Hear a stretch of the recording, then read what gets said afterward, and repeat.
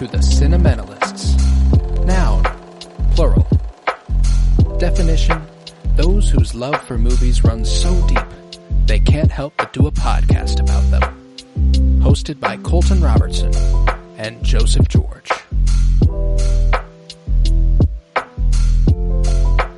Hello everybody and welcome in to the Cinementalists and welcome to our TikTok Live. All 0 people watching at the moment. Hopefully that number grows over the course of the episode, and if it doesn't, fuck them. Who cares?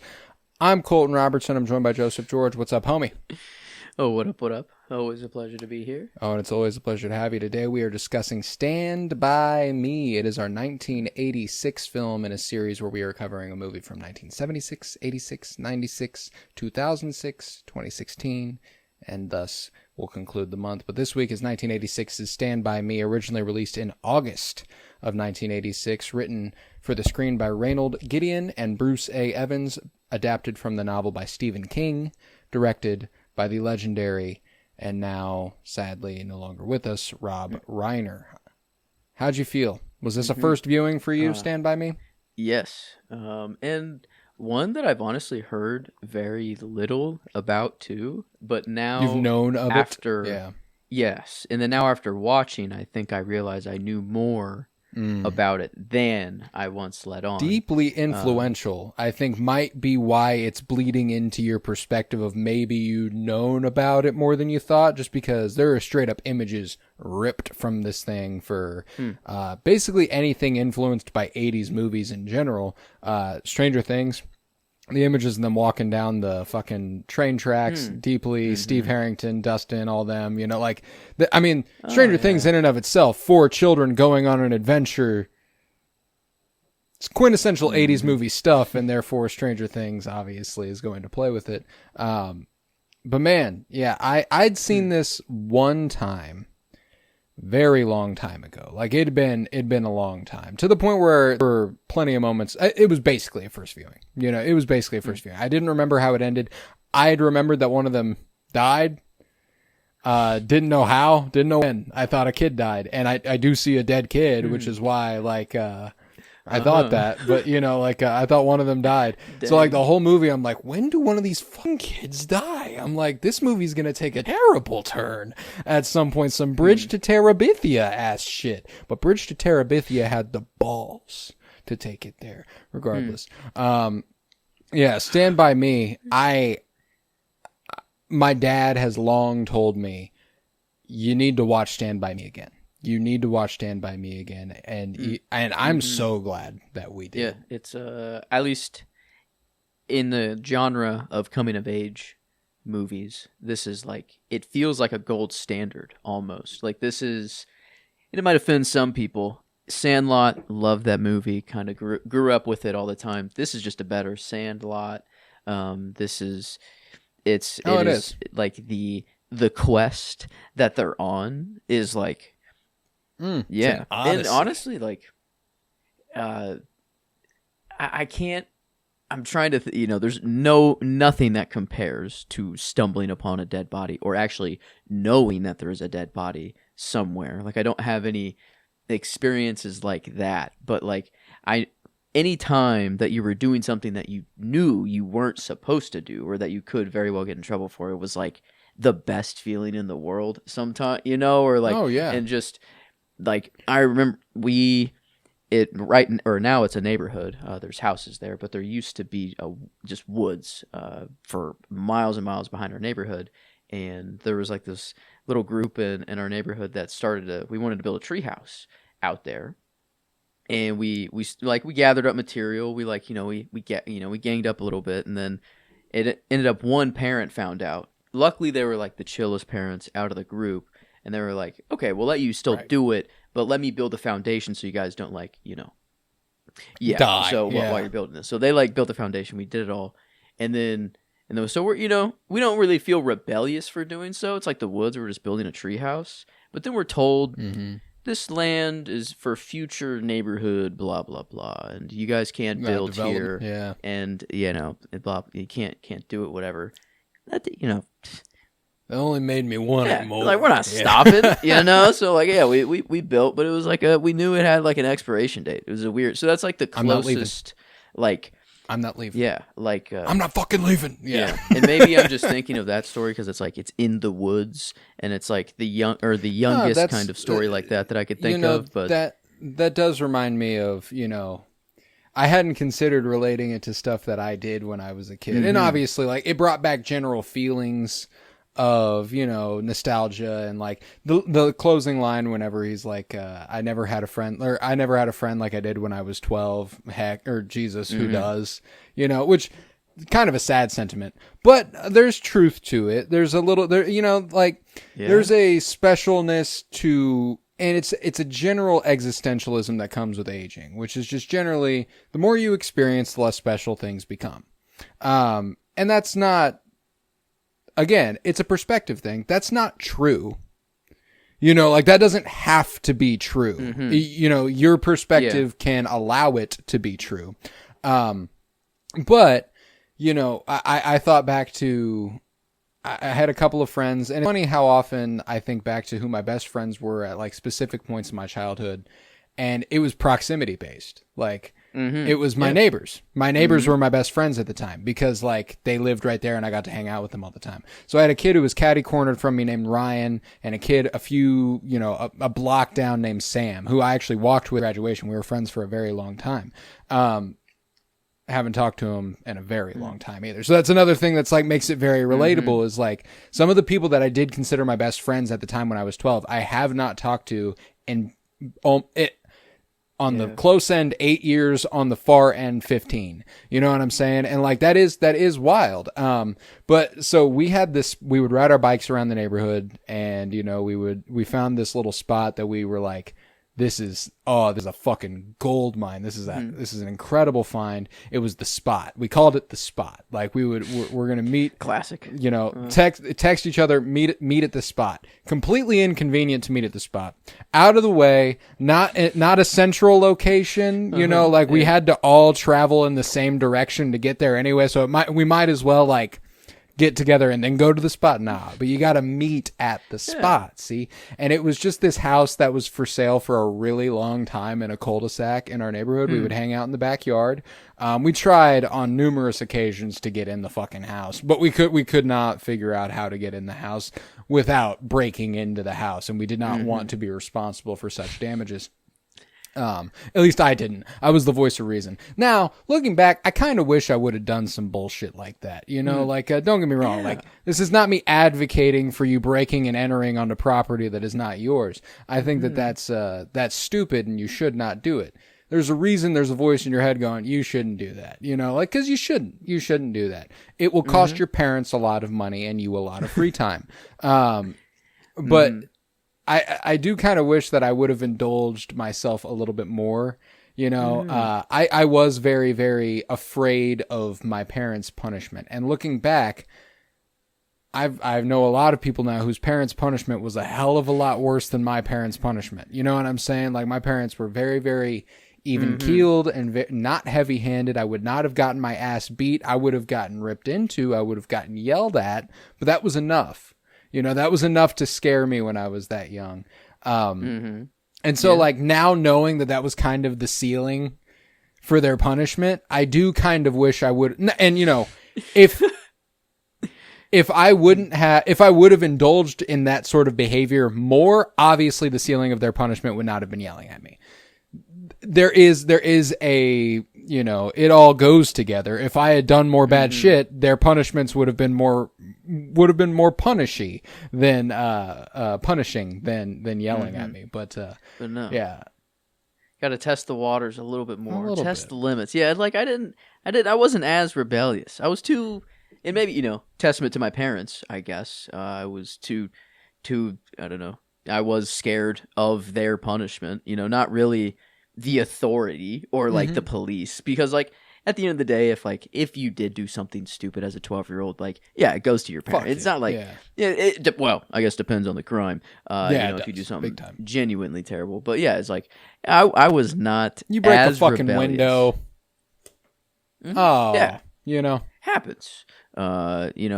surprisingly, like, yeah, like I'm struggling to think of anything that is like we knew we were actively doing something wrong and just being rebellious for rebellious' sake, or like no quest like this. I never, Not that young, something that yeah. like one thing that I always think about as far as having lost its zeal and having lost its like excitement is smoking weed. I did not do that this young. I know some people did. I did not. And nobody I knew did, but I know that people do generally. They smoke cigarettes in the fucking movie because it's the 50s. And they're 12. But I think back to when I was 16, 17, and it wasn't legalized until I was 21 here in Missouri. And so, I remember the first, like, our first Friendsgiving, that photo of us around the pool table. We're all fucking fried in that. You know what I'm saying? Like, we were all absolutely zooted in that photo. And that is Jack in the Box tacos. Jack in the Box tacos. Everywhere. I will never forget the feeling. Like, we had to arrange, like, where are we going? Where will we not be caught? Where can we get home safely? Where can we go to where everything will be okay and we won't get in trouble? Like, we got to go back in through the side door at the Moore's house, and we can't go through the living room, like, it's all that good stuff, like, and now, I'm a grown fucking man and I can do what I want and weed's legal, and it's like, now it's like a fucking drug, you know what I'm saying? Now it's like, ah, man, it's medicine now. It wasn't medicine then. It was just like, oh, let's have some fucking fun, And so, like, that's the kind of shit I think about whenever I think of, like, rebellious years, is like, we were doing something that if we'd gotten caught, we wouldn't have gotten in trouble. But there have been people who have gotten in trouble for that. It would have been a slap on the wrist for us. We would have gotten a minor in possession sort of charge and slap on the wrist and good day, But there have been people who have gotten arrested for such things, and that was scary. The thought that could happen was scary enough. Now I know for a fact we wouldn't have gotten that kind of punishment. Because we're white men. But yeah. But no, you did, I don't know, you said, like, it is kind of a perspective thing, though. Like, it doesn't have to be true. It just is a thing about growing up, or just the more and more you do one or the same thing over and over again, it's not going to be like the first time. But yeah, it's like, is it just a pure naiveness, of being a kid and not knowing, everything that's out there? Or, like, your worries are so much smaller, even though they feel like it is like everything that they could be. And it's like, man, if I could go back to have the worries that I did when I was young, and like, and that was it's just so like, compelling. Oh, man, it's so compelling to think about because, I remember, first heartbreak and first this and first that, and like, it's the end of the world. Like, there is nothing like it. Yeah. And your parents were like, time heals all wounds, etc., etc. Like, they were like that, all the cliches you've ever heard, and you're like, fuck that, no, she really loves me, that kind of thing, like, you wonder, like, I was at, I went to a 4th of July celebration with my family out at my grandparents. I got off work a little early. I didn't think I was going to be able to make it. I was so happy to go. I was there and we were all talking, and I got filled in on like my little brother's situations a little bit. And he's 16. He's going to be 17 in November. He's not, I mean, like, he's young. Don't get me wrong, but like, he's never had a girlfriend. I was like 13, and it was like, I need a girlfriend every second of my fucking life. Like, I was chasing. And me doing that taught my little brothers, don't fucking do that. You know what I'm saying? Like, they didn't do that. So Griffin, he's filling me in on like kind of the stuff that he's like, this happened. And I'm like, I bet it did. You know what I'm saying? Like, I'm like, we've all fucking been there, buddy. Like, it's like, I bet it did. That is so real. And like, one of my favorite things, and we talked about this, a movie that this kind of reminds me of, and again, it's more the coming of age story and the age at which it is set. It reminds me a lot of Moonrise Kingdom. Like the characters are that age, and that is the main factor that plays into that for me, you know. But the shout out Isaiah Jackson. I haven't talked to that man in a long time. Shout out, what's up, man? Thank you for liking. Timo's also in here, and he said we two look handsome. That's my boy. Thank you, Trent. You look. I just didn't want to interrupt Colton. Trenton. He was like, I know you're reading the comments, and I'm like, yeah. But I didn't want to just jump in right away, but no, No, yeah, but sorry, it reminds me a lot of Moonrise Kingdom. Yeah.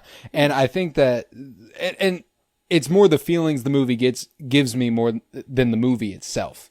You know, like I watch Moonrise Kingdom and I reminisce a lot, and I think about when I was a kid, and I think about first love, and I think about, you know, first kiss and first heartbreak, and you know, I think about when I think about the trip I took with Brody when I was 12, and we went to, like, I got my parents to take us to Gulf Shores, or with you know, my friend Peyton when I was 11, whenever, like, we found out we were going to spring training in Arizona for the Royals. It was electric, you know, like that was the kind of shit that I was like, those were the adventures then, you know, like I had sanctioned adventures. I didn't rebel, you know, so it was like, can we do this? Yeah. It was like, yeah, you can do that. And I was like, yay. And we like danced around, you know, like that was the kind of shit we were on. Yeah, man, like, is it like, it sucks that it's like a speeding ticket, or like, you know, like the most trouble I've ever gotten into, you know, or like, I don't think that sucks, you know, like, again, that's a perspective thing. It is a perspective thing.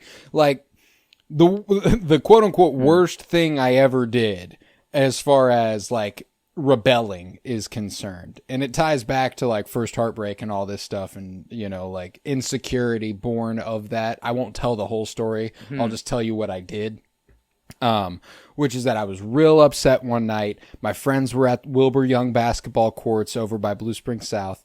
And I didn't ask my parents if I could go. I took my mom's car and I left, and I went up to the fucking basketball courts, which was not something I did. You know, like that was not something that I was, Timo! Sorry, he joined mine as well. It was not something I did. Trent was actually, he said, I heard Griffin got neck. Yeah. I should ask Griffin to join the live and see what he thinks of that. No, like, that was the quote unquote worst thing I did. You know, like I took my mom's car, I went up there, I played some basketball. I got a call from my mom that was like, hey, where the fuck are you? You know, like, and I was like, I'm just at the basketball courts, you know, like I'm just playing basketball, you know? And then, they were like, okay, well, you took my car, come home right now. And I was like, yeah, okay, I will. You know, I was like, all right, guys, I gotta go. You know, like I folded immediately. I didn't rebel any more than that. It was just that I didn't tell them.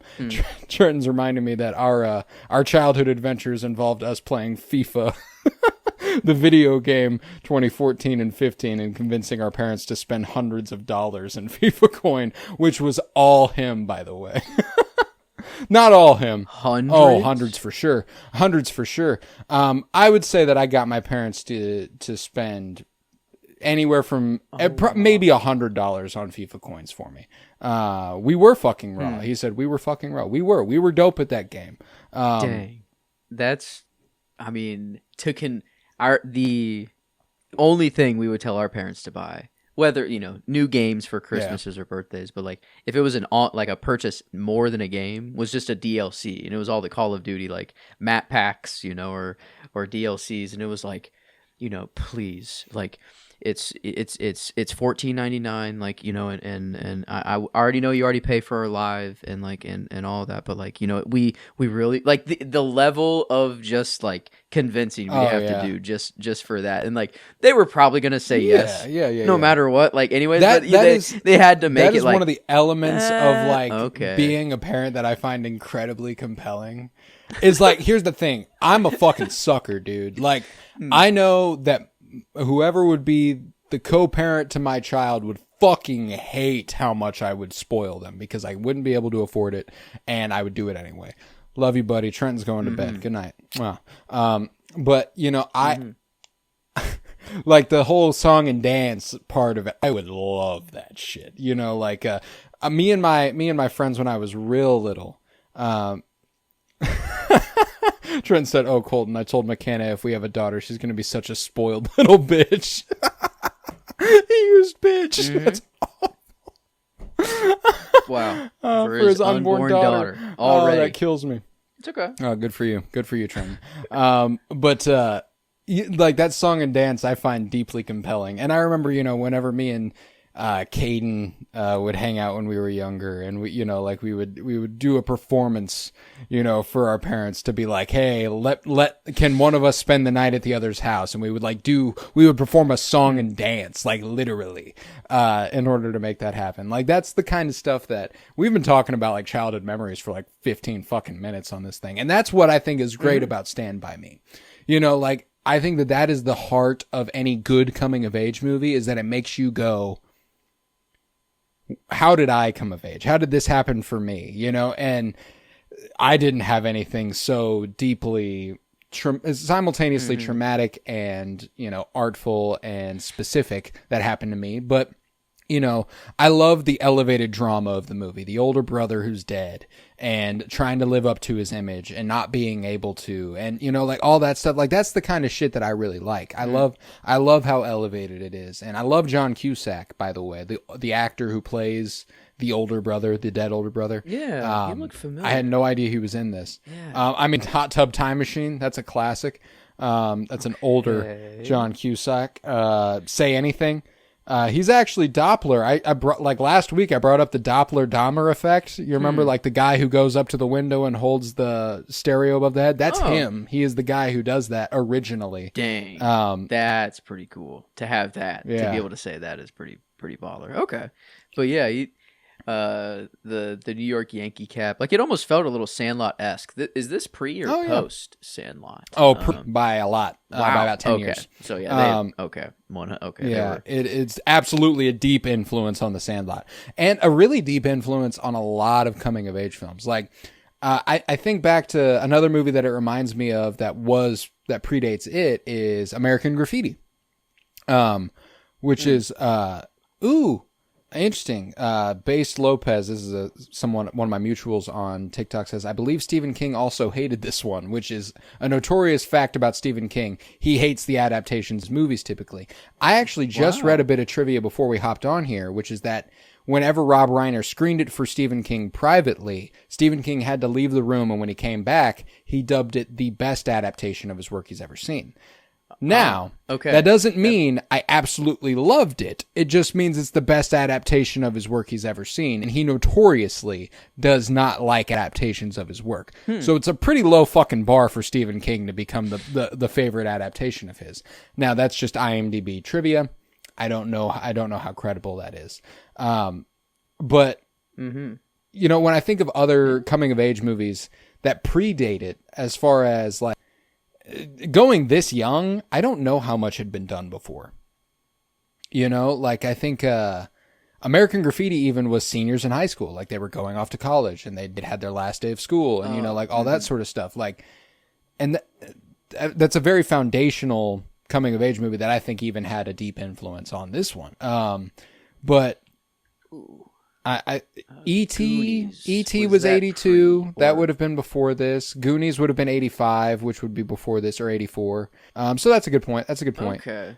But purebred coming of age movies, not like fantasy, sci-fi, like that.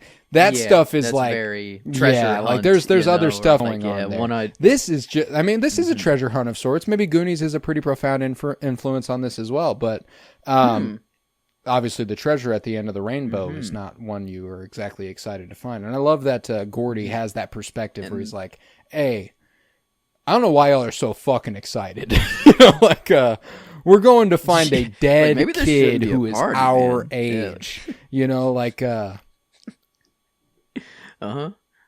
okay. I mean, they were hype. I guess, you have like Mouth in Goonies, which is the only one of like the child actors that I like really recognized, or like, because I grew up with the Goonies, or Goonies was like a, you didn't recognize Data, so like seeing Mouth, you would now. No one recognize. Oh, yes, yes. Oh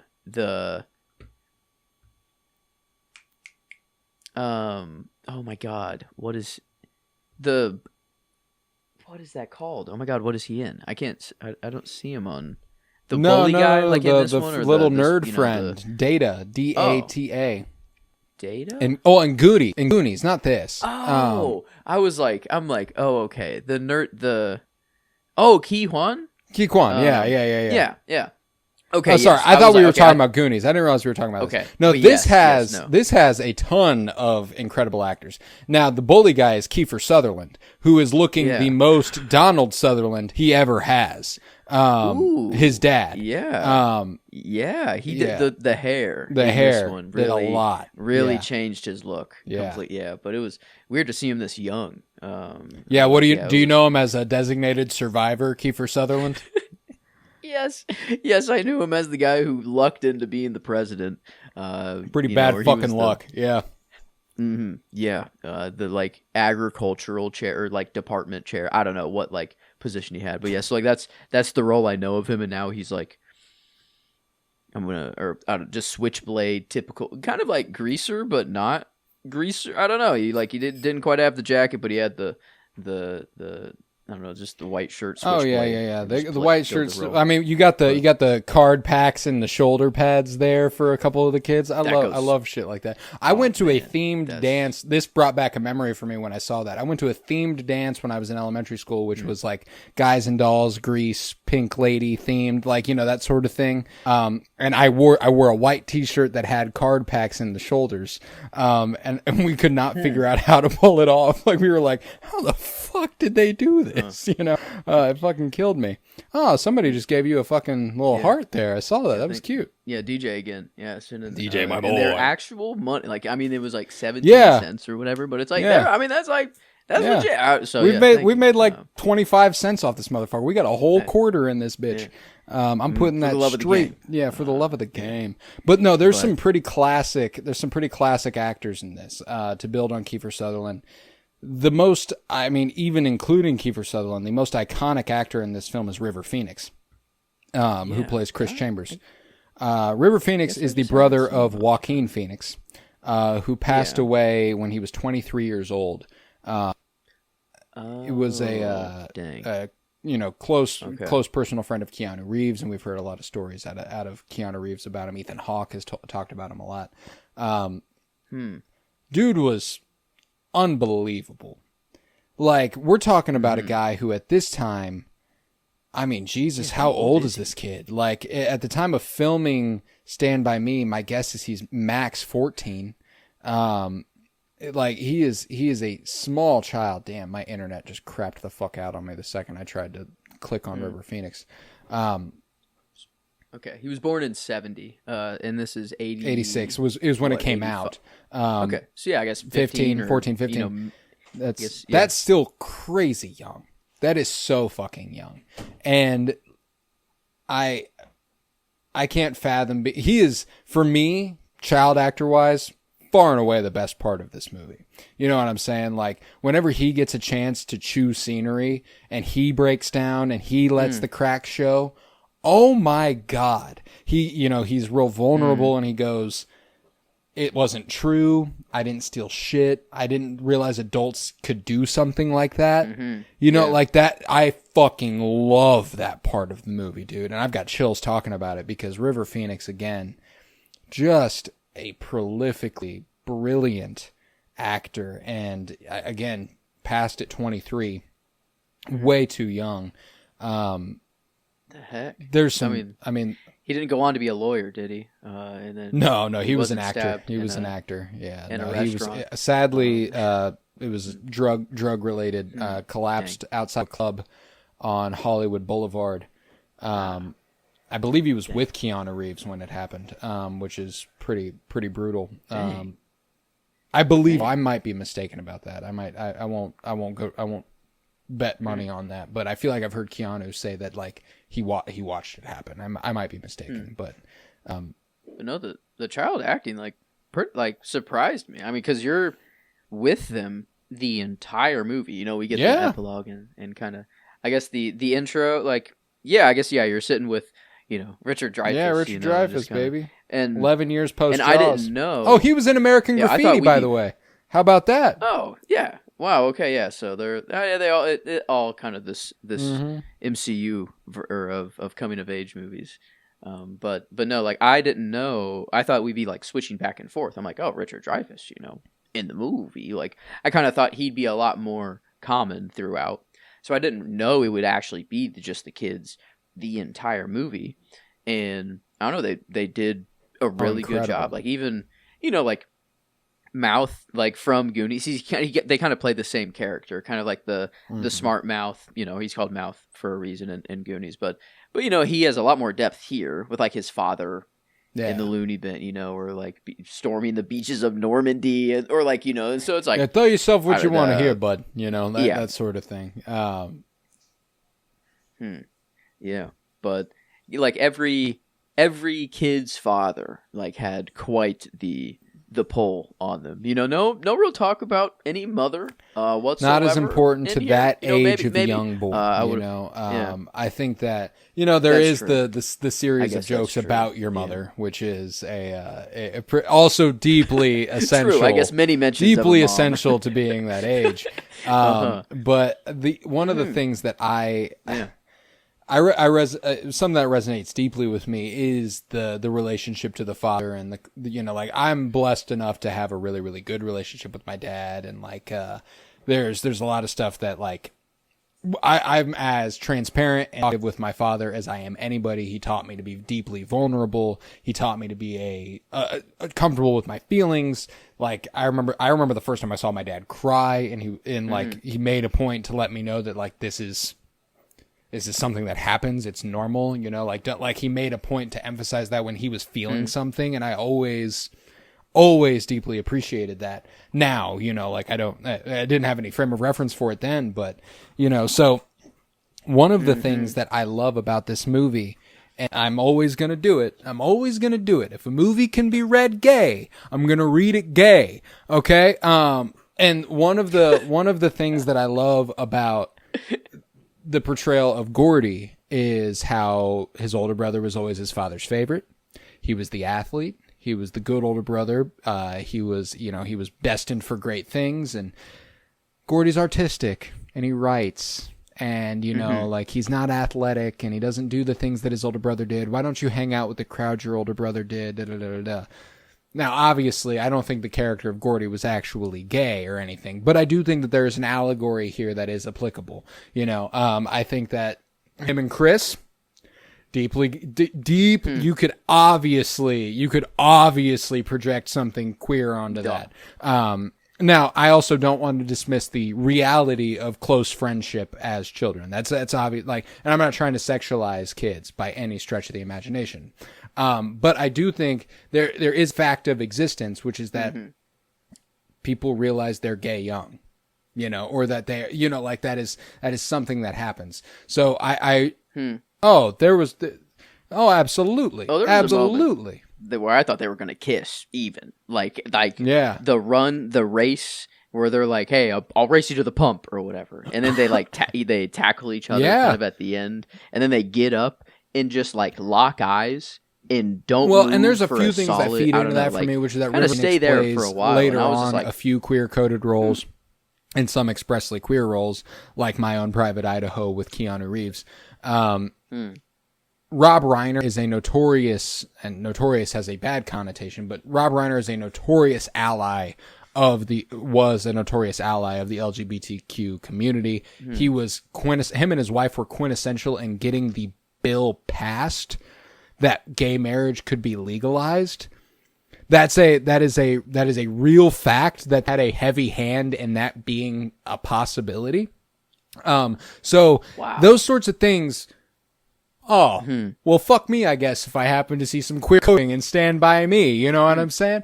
But, I think that there is a little, I think there's something, I don't think that there's nothing there, I think that Dead Poets Society a couple years later also has some deeply queer coding, and I think it takes a little bit from this as well, which is, again, relationships to fathers, and, like, I'm not who you want me to be, and like, those sorts of things. Obviously, that movie takes it a step further, as it is not some of those kids do not come of age, or one of those kids does not come of age. Yeah.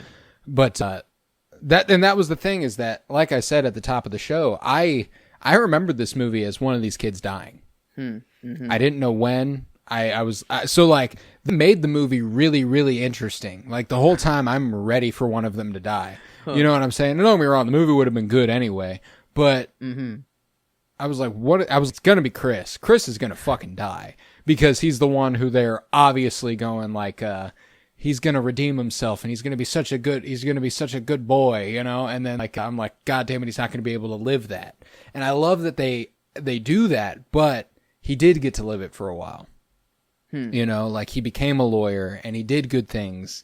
He made something of himself. Unfortunately, yes, he died young, and there's no silver lining to that. I'm not trying to say that there is, but, you know, I love that conceptually, instead of killing him off young, like, would have been probably the easy choice and more gut-wrenching choice to do, they went ahead, they let him grow up, and then they go, and he died anyway, because that's something that happens. You know, like, that's more real than the kid dying. They already got one dead fucking kid in this fucking movie. You don't need another dead kid in the movie, you know? And I appreciate that. I don't know much about Stephen King or Rob Reiner, but I feel like it felt a little self-insert for Stephen. I mean, a writer, you know, feeling estranged from their parents. I don't know if Stephen King exactly had this, but like, at least that aspect. Every writer feels estranged from their parents. That's a common theme. It's a common theme for all writers. Yeah. But I'm assuming he didn't. I don't think it's like. Does he have a brother who passed away? Does he have you know, like, I don't think I don't really think it was that much of a self-insert where, like, you know, even for Disclosure Day, when we talked about like Spielberg, or like whenever he self-inserts and kind of like the, you know, the estranged or queer kind of notes that you can get through it or whatever. So I wonder if it's more Stephen King or Rob Reiner, or just both kind of going at it. But and that's the thing too, is that like, when it comes to Rob Reiner specifically as a filmmaker, I've never felt like he's made inherently, like, this is one of the first movies I've watched of his that I felt a certain type of way about the queer coding. I've only watched a few Rob Reiner movies, and all of them I've loved. I've never not loved a Rob Reiner movie. The American President, with Michael Douglas, a fucking gem. One of the best movies I've ever, one of the best rom-coms I've ever seen. When Harry Met Sally, the best rom-com I have ever seen. DJ just replied here and said, your co-host sucks at reading chat. I just don't want to interrupt, you know? It's like, you know. DJ, I'm not, oh no, you're right. DJ, I'm not going to lie to you. The priority here is the podcast. I can't fault my boy here for not reading chat. I just thought that was a specifically funny comment to make. I'm not used to this. This is new to me. Yeah, no, this is new. TikTok Live is secondary to the actual show. But regardless, I've never watched a Rob Reiner expressly queer notes the way that I did in this movie. There is the Princess Bride, When Harry Met Sally, The American President. Incredible run he went on in the mid 80s and late 80s. Because this is 86. The Princess Bride is 87. When Harry Met Sally is 89. You're good. That's as good a 3-film run, and as insanely broad a 3-film run as any you could possibly find. Like, that's something you can make the argument all day about, you know, any Scorsese 3-film run, any Wes Anderson 3-film run, any 3-film run from any director of all time, and I will absolutely hear it out. And I'm not trying to say this is the greatest 3-film run of all time, but what Rob Reiner did in his time as director was prove that being an auteur didn't mean you had to have a specific style. It didn't mean you had to watch a movie and go, well, this is obviously a Rob Reiner movie. You know what I'm saying? He made auteurship accessible. And I find that deeply admirable. Like, the fact that he can make a movie that everyone loves. Because, again, I just listed 3 movies that everyone... There are so few people who will ever tell you Nah, I don't fuck with Stand By Me. Nah, I don't fuck with The Princess Bride. No, I don't like When Harry Met Sally. You know, like, those are foundational 80s movies. And he did them back to back to back. And yeah, you know what? I'm trying to think of, you know what, like, Scorsese did during that time? Is like After Hours, The Last Temptation of Christ, and I think Cape Fear. I think maybe it was Goodfellas. Maybe Goodfellas was the next one. Regardless. In 80. Yeah. Let's see. Because 85 would have been After Hours, 87 would have been Temptation. He's got so many movies. And 80, I don't think he had one in 88 or 89, so it would have been 90. After Hours might have been 86, actually. Regardless, not important. But like, that's the thing is, I can list the movies that Scorsese did in pretty much the same amount of time, and they're divisive. And there's something admirable about that too. Don't get me wrong. I'm not trying to say one is better than the other, but there has to be credit given to the fact that Rob Reiner could make Stand By Me, When Harry Met Sally, and The Princess Bride all back to back to back. Everyone, I've never met a single motherfucker who doesn't like those movies. You know what I'm saying? I've never talked to anybody who doesn't like those movies. And I believe there are people out there who don't like those movies. But don't get me wrong, you're trying to be different. You know, you're trying to be like, nah, I don't fuck with The Princess Bride. Why? That movie's cute as fuck. I'm not in that camp. I've yet to meet Sally, however, so I can't speak on that one. But at least Princess Bride and this one, the only that kind of through line or similarity is that I feel heart. Yeah. You know, it feels good in the heart whenever I watch it. That is like, another thing. I did say that, like, when, he made it so the auteurship doesn't come with the style. Even these guys who don't have a style have a style. You know what I'm saying? Like, there is still like there's a feeling a Reiner movie gives you that makes that, like, if I watched an entire movie and had no idea Rob Reiner directed it, I feel like at some point I would be like, this reminds me of the way Rob Reiner movie makes me feel. You know what I'm saying? Like, he knows how to tell a good fucking story, and he doesn't do it in a way that prioritizes style over substance, but he also doesn't negate style altogether. He does his thing, and he does whatever the story needs.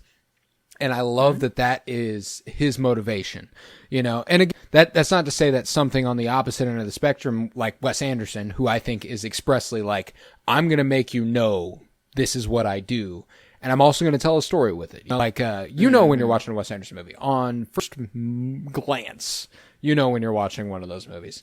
You know, and I've grown to be like, even Spielberg, you know when you're watching a Spielberg movie. Like, you watch a Spielberg movie and you go, yep, that's Steven Spielberg. And if it's not, it's deeply fucking influenced by him. You know, it's J.J. Abrams or James Mangold or something like that. But Rob Reiner, and the only other guy that I would think has kind of captured a similar lane as far as combining the auteurship and style and substance and all this stuff and just prioritizing the story at hand is Ron Howard. Willow, Beautiful Mind, How the Grinch Stole Christmas, Solo. Like, there's very little that binds those movies together. That's just a guy who knows how to make a movie that people are going to like. And don't get me wrong, he's made a couple. I listed 2 of those movies, and it's notoriously a bunch of movies. It's a bunch of people who don't fucking like them. You know, like, so that's even where the line is. Like, there's something so fucking impressive about what Rob Reiner managed to pull off in his time as a filmmaker. I thought Spielberg was coming there instead of Ron Howard. And Spielberg is a little more stylized, I guess, but he does have quite the range. He does. As well. He does. Or like he does love a good story, or he knows how to get the right or tug at the right heartstrings. Now, Spielberg is the quintessential version of it. You know, like, I think Spielberg is the version of it that is the closest to towing the line. You know, like, when you watch a Spielberg movie, again, you know you're watching a Spielberg. Like, once you've watched enough Spielberg movies, you know when you're watching a Steven Spielberg. Like, there's no doubt about it. At a certain point, you go, there's that shadow on the wall. There's that overblown exposure. Yeah. There's that, there's all sorts of stuff that eventually, there's that kinetic camera movement. There's that slow push on that one person, like, that's a Spielberg movie. But and again, to your point, I do think that he made his auteurship accessible on a blockbuster level, which not a lot of auteurs have pulled off. He's done it in a way that's like more like John Ford and, you know, like fucking action, the early West action filmmakers, you know, like that sort of stuff. Like the only other person I can think to compare him to as like a disciple of Spielberg again is J.J. Abrams or James Mangold. And even those guys don't come fucking close to what Spielberg has been able to pull off. So like, you're right. Spielberg has achieved a very specific lane and has conquered it. There's nobody who's going to be as good at what Spielberg does as Steven Spielberg. Yeah. But in this, you know, I don't think he's going for a Spielberg or anything there, but like is it. I mean, that run is crazy. I don't know How I Met Sally, but like the Princess When Bride, Harry Met Sally, you will fucking love When Harry Met Sally. That is, I mean, but even just the back to back, like this and the Princess Bride, to make those two movies, like in 2 years. I mean, so different movies, and like, visually, I was not really disappointed with this movie either. No, it's a gorgeous movie. Yeah, and like I think nature just helps. I think, you know, and being out in the woods, just walking down the train tracks is like, I think. Yeah, I wonder how many times if the horizon was in the middle. I don't. It's kind of a weird. I always think of the horizon, if it's in the middle, if it, you know, or if it's boring as shit. And sometimes, like there was a shot where the horizon was the first in David the middle. Lynch performance you ever saw. Yeah, I know. Oh wow, that's actually kind of wild to think about. Put it in context like that. But yeah, it's like, you know, I can't. There was a shot where the horizon was in the middle, and it was not boring as shit. No, that's not foolproof. Silhouetted walking along the lake. Yeah. And so, but you know, not foolproof. But every time I do see like just a landscape shot, that it's always in the back of my mind to think of that. Where's the horizon? No. And now now if you go back and watch that scene, all you'll hear is Gordon Cole. No. Yeah. Way. Where's the fucking horizon? Yeah. You know, that's just what David Lynch sounds like. You know what I'm saying? God. Oh my God. If the horizon's at the top, watch that now. Yeah. It's interesting. If the horizon's at the bottom, it's interesting. If it's in the middle, it's boring as shit. I fucking love that delivery. And I know that we pivoted to Steven Spielberg pretty hard here talking about Rob Reiner, but you know, again, like he is in that lane of filmmaker. He was that well renowned. His movies stirred that much emotion, and they did, again, like we're talking about 3 quintessential classics back to back to back, like in completely different genres. A foundational coming of age movie, a foundational fantasy movie, and a foundational rom-com.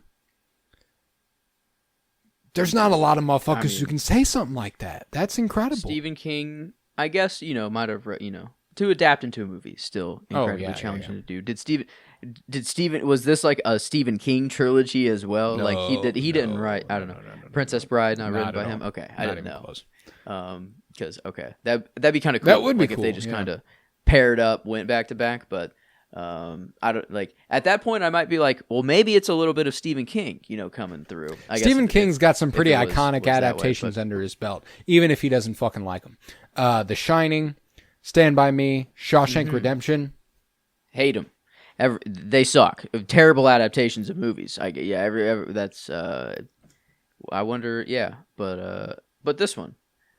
I love the AI summaries of TikTok, by the way. Now? This one says, debating the art of Robert Redford's directing style. Robert Redford mentioned the most out of any director yet. We had definitely mentioned Robert Redford prior to me saying that. Yeah, wow. That's they're almost there. It's catching up. Maybe it's not quite conscious 100%, but no, there was I guess kind of this might be backpedaling a little bit, just kind of onto just the childhood memories that it did bring up.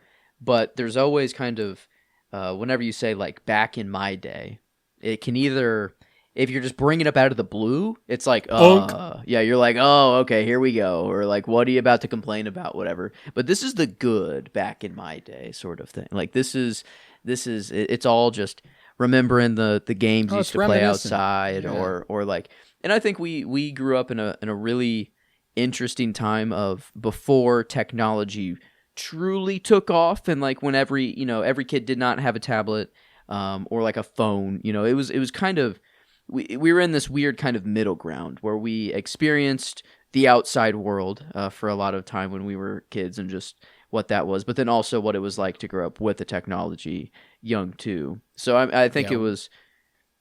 We're Go ahead. privileged. Oh yeah, I was gonna say we're privileged in that regard. Again, like I think back to when I was their age and I was riding my bike around the neighborhood and I was, meeting my friends and stuff. Like my little brothers don't have that, and my Man. your little brother and my little brother that are homies, like they almost had that, but it came just a little too early, and they still had a little bit of it. Don't get me wrong. They still had it when they were 8, 9, like it wasn't unheard of by any stretch of the imagination. But my littlest brother, not a fucking shot in hell. You know what I'm saying? Like there's no aspect of his childhood that wasn't, and I hesitate to use the word, but I think it's accurate, infected by technology. Like I'm sure he'll look back on his childhood fondly, and I know for a fact that there's a lot of positivity there and a lot of love and a lot of good memories, and I have no doubt about that. Like it's happy to have contributed. You know what I'm saying? But he doesn't have it like we did. He just doesn't, and I feel so bad for him that he didn't. Like and we didn't have it like our parents did. True. And like there's an aspect of that that's so interesting to me, that like there comes this point post I'm trying to find the right words here, because there does come a point before them where I think childhood is bad again. Like there's this fine line where it's like kids were allowed to do whatever they wanted, and like they died in the process, like kind of like in Stand By Me, like when this kid just wandered out into the fucking woods and died somewhere. You know what I'm saying? Like that was something that fucking happened, like it was just like, yeah, little Tommy, he went fishing and drowned. Yeah. His parents weren't there. They had no idea for 3 days. Like that's the kind of shit that like just wouldn't happen now, which is, that's one of the positives of technology, but, like, there's this middle ground where like my parents got to do whatever they wanted. They didn't have any supervision and stuff, but also it was like post segregation and shit like that. Like that's kind of that's more what I'm getting at, is that it's like, it was socially acceptable for them to hang out with kids who weren't other white kids, and, stuff like they had a broader experience of childhood than my grandparents did. You know what I'm saying? Like that. And so generationally, I think it's interesting to have seen it evolve in such a capacity, to where like, again, we're back around to a point where I don't think kids are living the way that, not that they're not living the way they should be. I don't want to be preachy, but like they don't know. Like, I mean, yeah, they don't know. It's the world they live in, and just kind of, I think, like you go to a concert nowadays, and 95% of the crowd has their phone out recording it. You go back to a concert, a Michael Jackson concert, nothing, maybe a camera, a camcorder, or like less than 1% of the crowd for sure, though. Like everyone is there to witness it for themselves. But now everyone kind of has this like, well, if I don't record it, then it's not like in stone forever. It's proof that I can't share it. And we pride ourselves on having proof that we were there.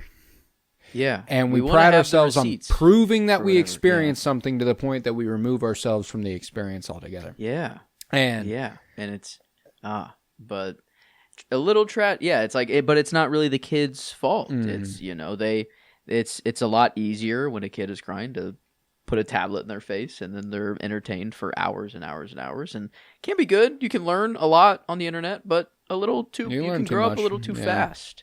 I think, like that's, I think the saddest reality is that like kids feel too old, or like they know things that you just shouldn't know yet. Like I love that. Yeah. I didn't know truly what, like, I don't know. I'm trying to like, not like sex or like out of that. I feel like that's kind of normal for every kid still, but like, I don't know, or some weird thing of adulthood that just you don't even think of, but it's on every YouTube. I don't know, or they're just gonna come by. And it I in know some that way. like a good example is just depression and mental illness and anxiety and stuff like that. Like, there will be kids who will undoubtedly experience some of those things regardless of what they're exposed to on the internet. And that's deeply unfortunate. I don't want to make it out like that, saying that like, oh, so no kid before technology ever experienced sadness. No, of course that happened. But there is a culture online that also rewards sadness and indulges sadness to the point where it's like, if I tell people on the internet I'm sad, they'll give me attention and they'll tell me, oh, don't be sad, don't be da-da-da. And then you start, I'm not saying that every kid on the internet going, I'm so sad, isn't sad. That's not the case at all. I think it's kind of self-fulfilling prophecy. You find yourself in an algorithm that's like, things are so sad. I'm so sad. I'm so sad. I'm so sad. And you start going, man, why am I sad? You know what I'm saying? Like, know, like that's a real fucking thing, and that's something that I've witnessed, I've observed people in the grasp of, and it's unfortunate, like, there's pros and cons to the connection we have at our hands now. I love that I'm able to talk to you like this, and I love that I'm able to speak with you in this capacity. But I also wonder how much more interesting life could be if we had to make an effort to do that. Like, how much further am I willing to go to do this than what I do now? Like, and I don't have any frame of reference because I don't have to think about that. I don't have to. I don't fucking care. It's not a reality. Like, we will be able to do this no matter what. And I like that. I love that. There's no aspect of me that regrets that. But, I think back to before we had, like, me and you, we've always done this remotely, but the way me and Tavares did it, which is like we always had access to it remotely, but like we didn't do it remotely because it costed money, or it was this or it was that, like it was more convenient for me to drive 45 minutes up to where he was up at school, and we'd record in some recording studio. That was, it was a lot of fun. We had one microphone, we'd set it in the middle of the room, and we'd talk out loud. We'd turn the volume on the microphone way the fuck up. You could hear the white noise like crazy. If you go to like the early episode of What Is Now Geek with me, they sound like shit. They sound awful, and that's why. That's how they were recorded. Is that we would be in a room, we would set the microphone between us, we'd turn it all the way up. There were episodes we recorded where we sat side by side, like hip to hip, and spoke into a microphone. You know what I'm saying? Like that, and like that. Obviously, there's a part of me that fucking loves that kind of. Like that kind of intimacy is a funny word for it, but that's an intimate thing to have, to know that I've done like with somebody. Like, that's fun, and like, don't get me wrong. I've spent as much as me and Tavares talked in those early days, me and you have surpassed that amount of talking by probably 1,000 hours, which is wild to think about. But I don't know. There's if it could be in person, it would be. Oh, it's a different game. There is a different level to that. And maybe not to get too, I don't know, it's all energy, or you feel each other's energy, man. But no, there is a completely different way of interacting with someone. Like when you are just in. Well, there's a different way of interacting ever since we started doing this. Ever since we started doing the TikTok live stuff. I haven't seen you while we recorded in like, what, 2 fucking years? Like, we've been doing it the old way for a long time. So like, this is a step up that I am profoundly grateful for. And now we did it with video for a really long time. So even when we weren't seeing each other, like, I knew, like, the other part of the intimacy of that is that, like, we learned each other's cadence to a point where, like, we knew when the other was done speaking, and we knew when the other was, like, so, like, it's all give and take, man. Like, that's why I'm like, again, do I think that there is inherently anything better, like 100% absolutely better about the way that we grew up than the way kids are growing up? I can have the perspective that yes, that's the case all day, but they don't have that perspective. Mm-hmm. You know, because like they have no fucking frame of reference for that. They have no idea. So there's never any reality to them that will tell them, ah, damn, I wish I grew up like they did. You know what I'm saying? Like the only frame of reference we had for our parents growing up that way was like, oh, it would have been awesome if you didn't give a fuck about what I was doing. You know what I'm saying? Like, yeah. And you know, like what kind of gripes me is that everyone has each other's location now, and that's great for parents to know where their kids are. But like, before phones were a thing, it was I'm leaving the house, I'll be back by 10:30 or 11, whatever. And it was just kind of this trust thing, and it felt, not that I don't want parents to know where their kids are, but it's like it feels like there is a more of an iron claw that parents can kind of have, or like a and I don't know if that just it feels like it kind of makes, like, I don't want to rat anyone out, but some kids, like it makes them know how to get away with things easier, or like, you know, like it forces them to rebel. Well, it forces them. ways. Oh, yeah, it forces them to be more meticulous in their evil. You see, you know, like So it's like now they're actively plotting instead of just being like, nah, they don't know. You know, like it used to be so easy to go, nah, they don't know, but like now it's like they know, and how will I get around this? It's like nurture versus nature a little bit, and it's like you gotta let them go a little. Like no matter what, my parents told me many things that I just learned the hard way. Like, and but when they told me, I'm like, what do you know? Fuck it. You know, like what have you done that I haven't? Like live, I don't know, way longer than I haven't done this exact thing that I've been through. It's like, so like, but it's like, no, I got this. I know what I'm doing. Don't worry. And then it's like, oh, dang. Okay, I understand. And God. So it's like a very humbling. I think back to like conversations me and my mom had, and you know, like me and my dad, but like specifically my mom in this regard, where my dad, he did a lot of stuff to like always kind of be my friend also, which I obviously I admire, and he always knew he knew where the line was. He knew when to be like, okay, well that's enough, you know, like but like my mom was always really, really matter of fact and straightforward with me, and was just always like, hey, so this happened, you know, like one day it won't work that way. One day it won't feel like this. One day it won't da da da da. And my dad would be like, that bitch, you know, and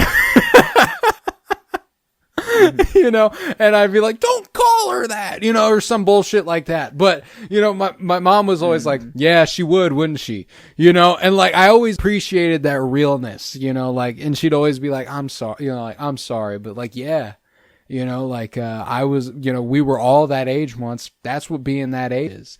And I'd be like, man, fuck that. This is a completely original experience. You know, like, nobody's ever felt the thing that I'm feeling. And that's and again, this goes back to one of my favorite quotes from Ethan Hawke, about art and engaging with art, and going like, you know, there's so many aspects of life that you could go so long and never view a movie as anything more than a movie, or a song as anything more than a song. But then you experience heartbreak or loss, or profound joy and elation. You found out your partner's pregnant, you're going to have a kid, and all of a sudden the song means everything. All of a sudden the movie is all of a sudden everything takes on a whole new life, and art becomes sustenance. And that foundationally has just always been, ever since I heard that, putting that to words has just always been so essential for me, which is why I love whenever I think of nostalgia as content. And I hate using the word content in reference to movies, but there's some stuff that utilizes nostalgia as content. A lot of, you know, like multiverse, Marvel sort of like Deadpool and Wolverine. And it's like, Blade! You know, like, you know, that sort of stuff. Like that uses nostalgia as content. This uses nostalgia as a fucking tool. And we've had a whole hour-long conversation that has been about this movie without it being about this movie. And I think that is, that's incredible. That is something that, like, that's timeless. That's what's beautiful about nostalgia, is that you can, this is the sustenance the art sustenance for nostalgia. Stand By Me, American Graffiti, you know, these sorts of Moonrise Kingdom, these coming of age movies that span decades as far as release order is concerned, but everybody was 12 once. You know, everybody was a kid, and everybody has felt the way these kids feel on some level. Not the exact level. I didn't find a dead body. My older brother's not dead. Da, da, da, da. But on some level, you've related to something in this movie, and I find that just so enamoring. And yeah, it gets, you know, fantastical at some points, or like the older, the guys that are threatening the little kids, you know, and pulling a gun on them, and like all of that's some 80s movie ass shit. That's that I love that. Bro locked that in, element of 80s. He was movies. like, no, I'm not killing everyone. I'm just you, just like Just only you, motherfucker. And What's he was up? like, What's up? he's like, oh, you know what? I actually don't think you're kidding a little bit. You know, like, you know, okay, fair enough. And so yeah, Gordy said, "You come around this way, you will get clapped." Yeah, it was cold. Yes, I was looking at the trivia. I guess in the book they did get the shit beat out of them at the end. So they gave it up or did the anonymous call, and then the older guys beat the shit out of them. And I wonder if there's like a meta thing going on here. He tells them a story at the campfire of the blueberry pie or the cherry whatever pie eating contest, and they're like, oh, that's a shit ending, or that's a terrible ending. He should go on and be blah blah blah. And I wonder if like Rob Reiner a little bit is like, that's a terrible. You're gonna have the kids get beat the fuck, you know, or like the shit beat out of them at the end of the story, and it's like, all right, and then also. Guy dies at a restaurant and gets fatally stabbed. I guess you know that at the beginning. You know, I don't know if it was actually known at the beginning of the book. It's not known. Well, I guess I don't know. But in the context, I love that reveal. Like the end of the movie where it's like he became a lawyer and then he was at a restaurant. You go, oh no, that was exactly what happened for me, because I was like, this kid fucking dies, right? I was like, why does this kid not die? And then they go, what's going on there? What happened? The sirens are going off currently. In Rolla. So that's interesting. I was like, is this seek shelter? Like, am I here? And I'm like, are you okay? At first I'm like, hey, I think the sirens are going off there. And then I'm like, oh no, the whole room like kind of slowly tears apart behind me, and I'm like, yeah, I don't know, I really fuck with Stand By Me, you know? Well, the thing is, I can't go anywhere. This is the only room I got. I guess my shower might be the most safe. Yeah, no, but I'm like, I would go to the bathroom out there, but like I don't have a basement anymore. That's the one thing. Like the second we looked at these places, I was like, where would I seek shelter? Like that's how fearful I am of tornadoes, because like one of them hasn't affected me yet, but they've affected people. Something that happens. It's not unheard of. So I guess I'm too Midwestern. I don't know. I hear the sirens and I'm like, okay, I'll go outside and check, or like I'll make sure it's not like too bad. And then I'm like, no, I'm good for a while. You know, like I'm good for a while, but like, you know, I'll turn on the news and they're like, you know, so don't play about this, and I'm like, I'm sure it's fine. It's the second that I start hearing shit outside. Like if all I hear is a siren, I'm like, it's fine. But you hear the. Just and then debris. If debris enters the situation, that's I'm out. Okay, I'm out. Yeah, but yeah, that's no. Maybe the most rebellious I was as a kid. Like there was a tornado, the sirens are going off. Parents were like, "Okay, we're going to the basement." I just booked it out the front door. I mean, it was raining too. I was just like, I'm going, and you know, a run in the rain too. Ooh, you know. It's so inconvenient to get wet when you don't want to get wet, but whenever you just accept the rain and just go, that's well. Now we're going in. We're reaching a different element of nostalgia, which is that. All right. Well, let me settle in. I'm scooting up the chair here. So I think back to high school. I have like this is obviously middle school age, and I have some nostalgia with middle school, plenty of nostalgia with middle school, but like the essential growing years for me were definitely high school. And I think back to a couple of the, you know, you mentioned rainy days and like that sort of stuff. Like I think back to high school relationships and just random people that like, I thought were like, it's funny how like infatuation works, and like being like, this is my girlfriend of 3 weeks. I'm gonna marry this woman. You know what I'm saying? Like no, probably not. But I remember my first like kiss in the rain. That was cool. And it's not. Wow. I've yet to have a kiss in the rain. No, and that's not a thing that people have. Yeah. Hey, hon, what's up, Anna? Joining us for Stand By Me. Okay. We're just reminiscing in this motherfucker. I saw. Yeah, honey is Anna. Yeah. Good to know. I saw. I said hello as well. But so we're just reminiscing.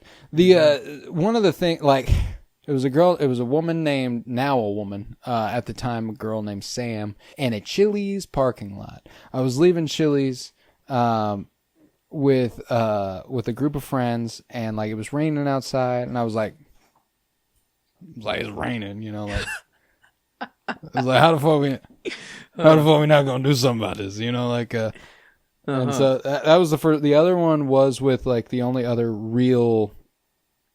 What you looking for? Oh, I unplugged it a little bit ago. Where did I put it? Oh, you're okay. Oh, I do not know where that is. Sorry. Oh no, you're okay. Sorry. But yeah, other one, had to make that happen, I guess. Cinematic. Oh yeah. No, that's the thing. Is like anytime it happened, it was like I'm making this happen. It wasn't like organic, like we ran to each other, you know. No, fuck no. It was like, well, rain coming down. We're lit by the neon sign of the Chili's pepper. You know, like let's. Wow, this movie really has a not great ending. Like actually looking at, like thinking about it, like it's very sad. It's not sad at all. I guess if I was just told, hey, yeah, there's these group of friends, and one of them grew up to die a little later after he became a lawyer, I'd be like, oh, dang, like that sucks. But then you preface it with showing me their great childhood memories, and I'm like, you know what? Fuck yeah. Or like, yeah, it's like life happens. People die. You know, like the older brother died in a car crash, like a Jeep or whatever. So it's like that one still carries through today, you know, or I think.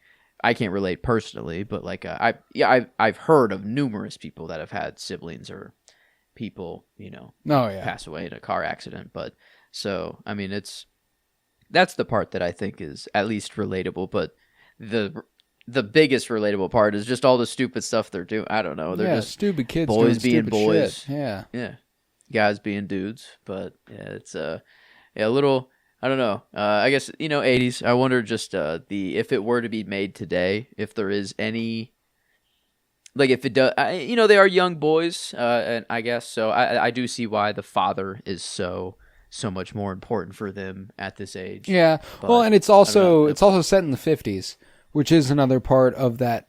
That True. Like even though it was made in 86, it is set in 25 years earlier at least. 30 years earlier, and like that, when it comes to the 50s time period, like if this was made earlier or if this was made now, it would still be a 50s period piece because that's the story. Well, okay, yeah. I guess Stephen King was born in 47, so kind of. So he would have been. I think this is set in 59, so he would have been 12. Yeah, like okay. That's a. Okay.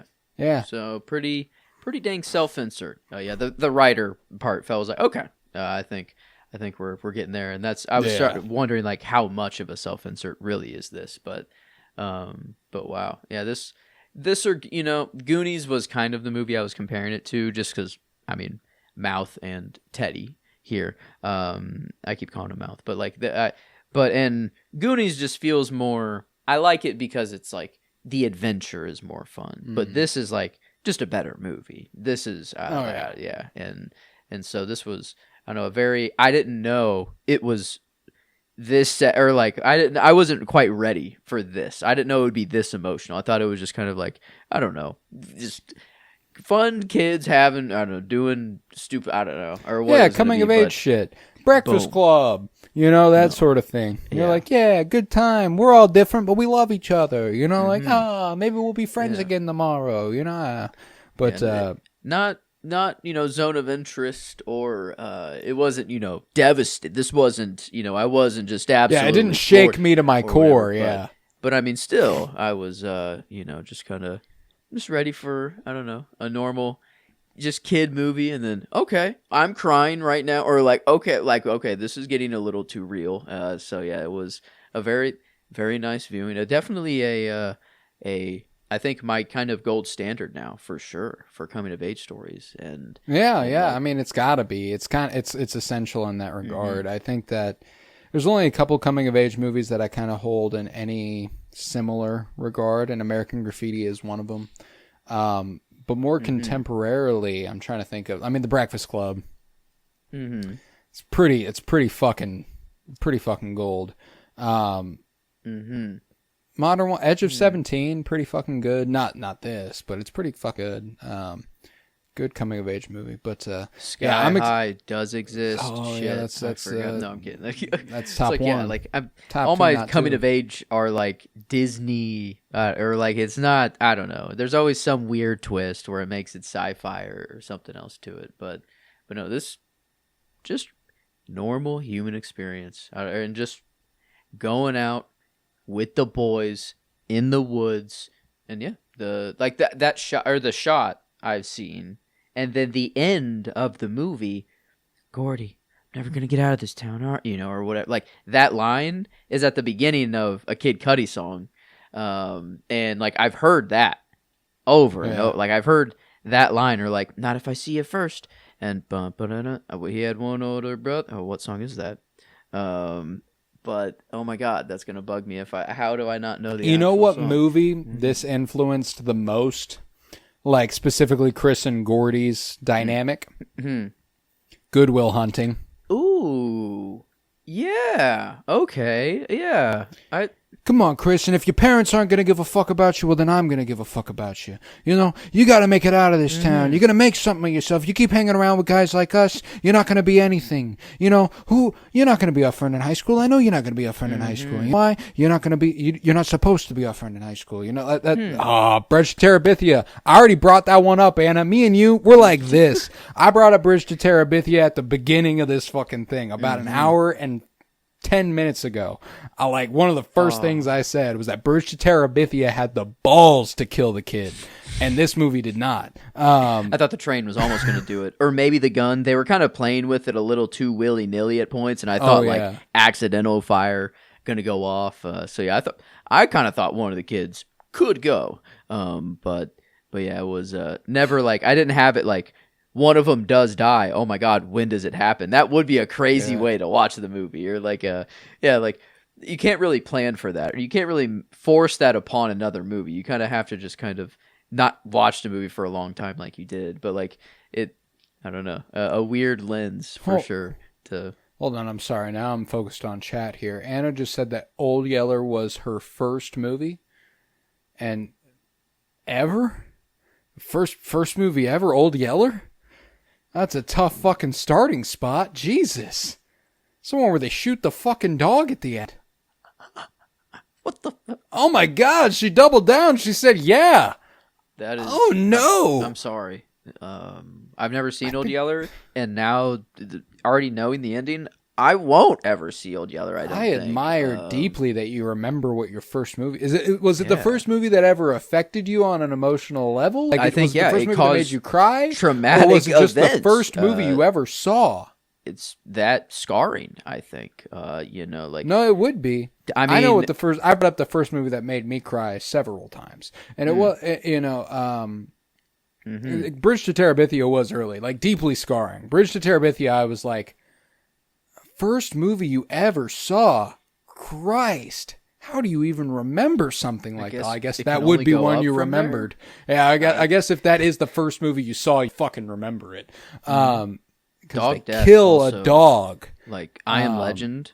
Dude, I that good movie when I was growing up, but man, I hated when he had to put down his dog, and just the way he did it too. Like, yeah, so like any dog death, I think that's like that just sticks. It's gonna sear into you. It sticks a little differently. First movie that ever made me cry was Curious George. I was in the movie theater with my mom, and they start shipping little Curious George across the ocean. He's in a little shipping container, and he's yearning for the man in the yellow hat. And I'm like, this isn't okay.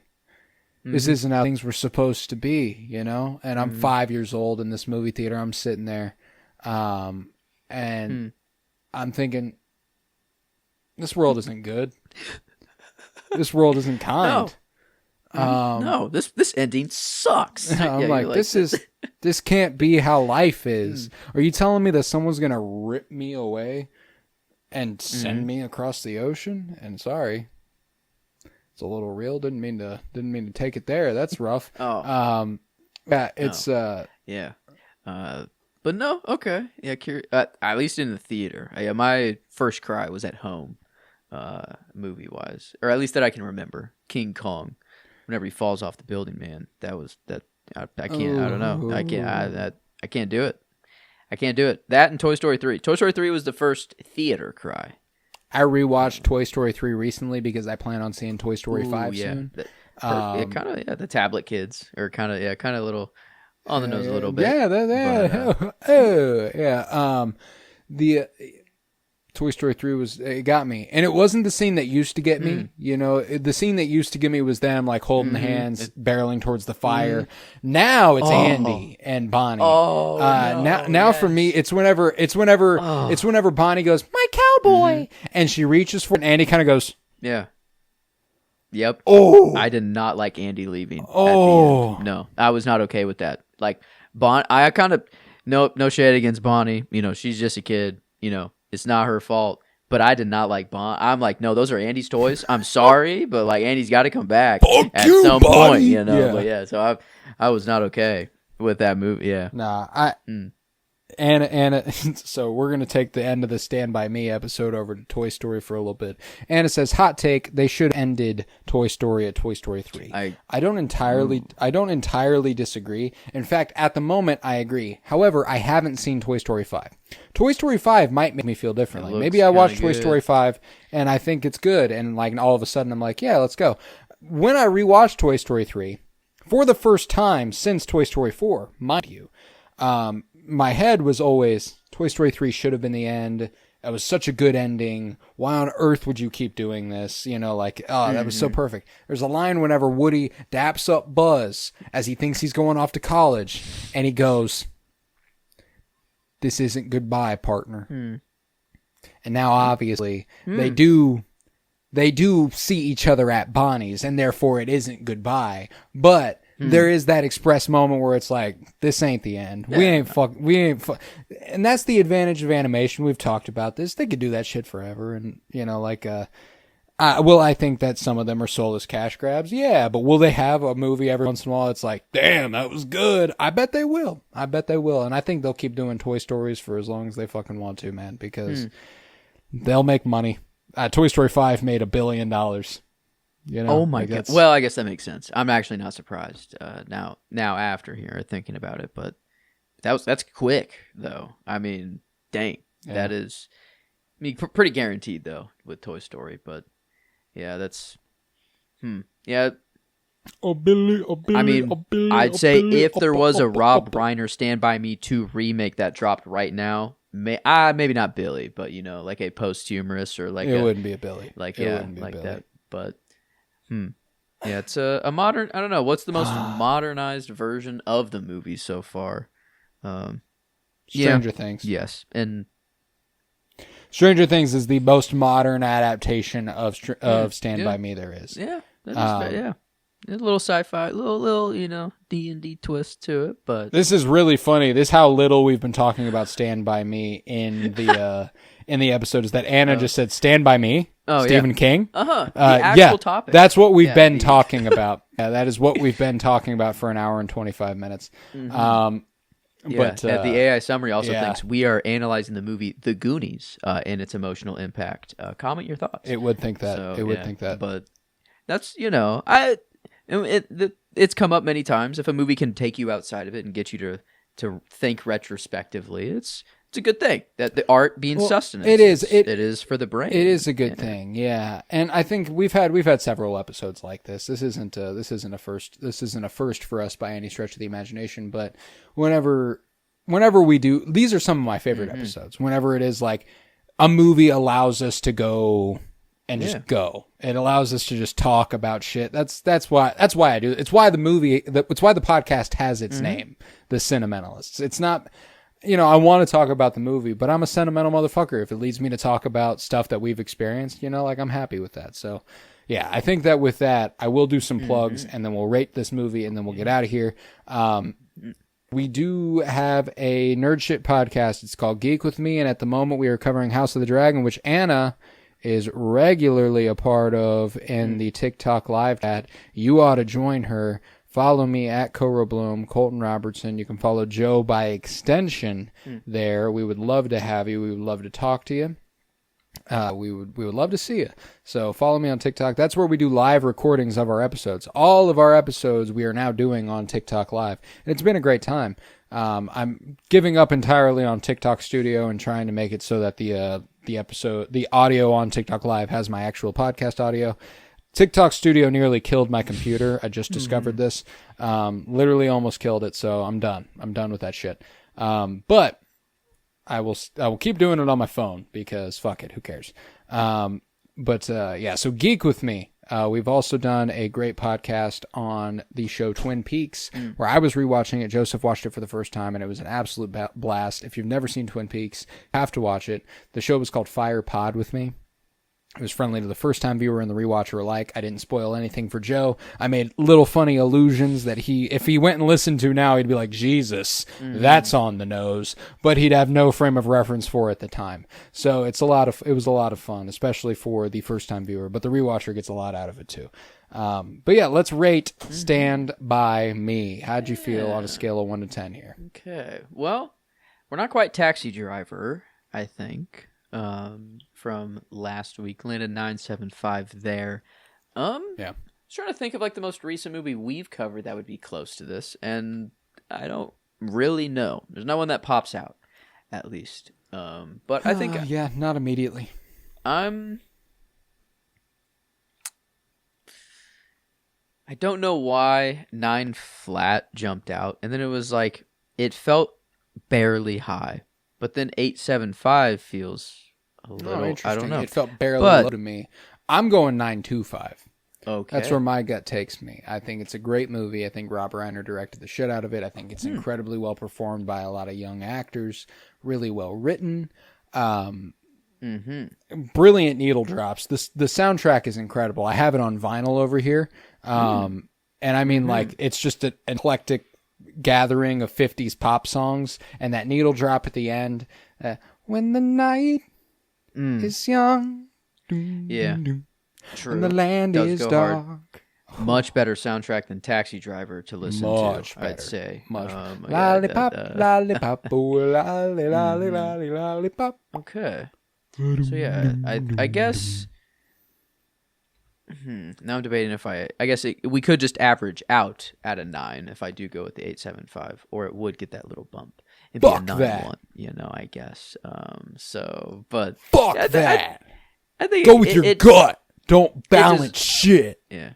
No, it deserves the bump. If I did say it's the gold standard kind of coming of age movies, so I think it's crossed the threshold. It does tie. A 9 is saving face. That's what both of us gave. And it's movies, one number, can't really compare.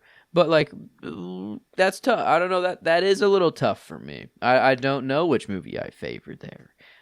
If I had to choose one, gun to my head. Yeah, I think that like. I guess I did go with Stand By Me, and I think I would go with Stand By Me, but I do think that isn't driven just by the movie's quality. It is driven by a nostalgia-based factor, which I think is part of the rating. That's not. I mean, that's why it's fun to quantify on a scale of 1 to 10 how you feel about a movie, because it's completely nonsensical and pointless. But that's what's awesome about it. Is like, I'd put this at a 9.25 out of 10. Now, who the fuck thought that?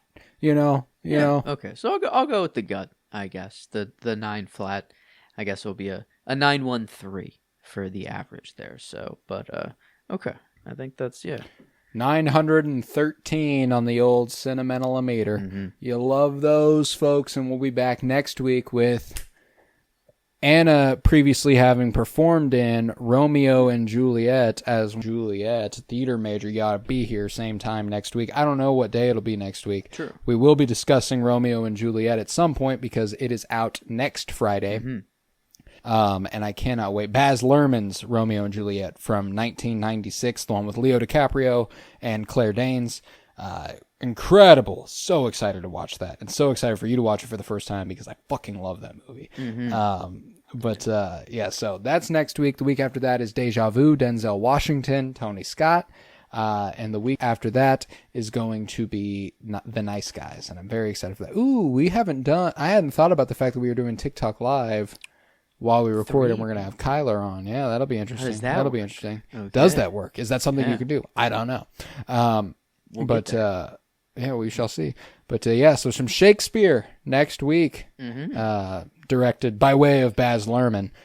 So we got a couple of adaptations in a row here, from Stephen King to William Shakespeare. Very, very fun stuff. But with that, I think we can conclude this episode. I was Colton Robertson. I was joined by Joseph George. Thank you very much, homie. Thank you for having me. It's always a pleasure to be here, homie.